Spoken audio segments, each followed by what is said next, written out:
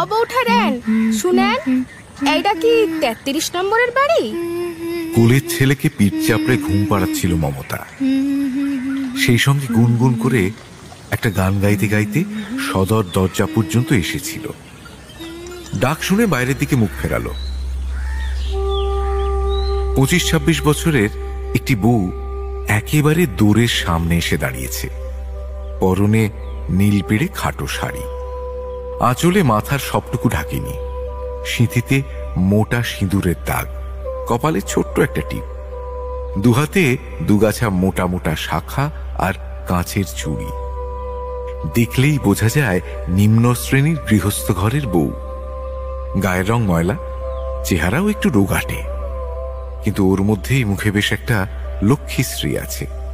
নাক চোখ তেমন চোখা চোখা না হলেও মুখের গড়নটুকু ভারী মোলায়েম, কথা বলবার ধরনটুকুও বেশ মিষ্টি।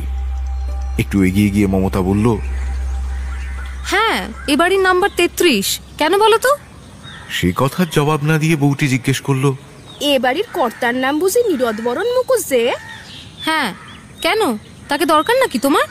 বউটি এবার ঠোঁট টিপে একটু হাসল, বলল, না, ঠিক তারে না, তার বউয়ের নামে এই সিডিখানা দিছেন বৌদিদি। এই নেন সিটি। এক টুকরো কাগজ বউটির কাছ থেকে হাত বাড়িয়ে নিতে নিতে, ভাই মমতা, সেদিন সিনেমা দেখতে গিয়ে তুমি একটি ঝির কথা বলেছিলে, কিন্তু নতুন কোনো ঝি অনেক খোঁজাখুঁজি করেও পেলাম না। তোমার অসুবিধার কথা ভেবে আমাদের তরঙ্গকেই শেষ পর্যন্ত পাঠালাম। পুরোপুরি নয়, আধা আধি। মাস দেড়েক হলো আমাদের বাসায় ও কাজ করছে, কিন্তু এক জায়গায় কাজ করে ওর পোষাবে কেন বলো? আর একটা কাজ ওকে জুটিয়ে দেওয়ার জন্য কদিন ধরেই আমায় ভারী ধরাধরি করছে। এদিকে তোমারও ঝির দরকার,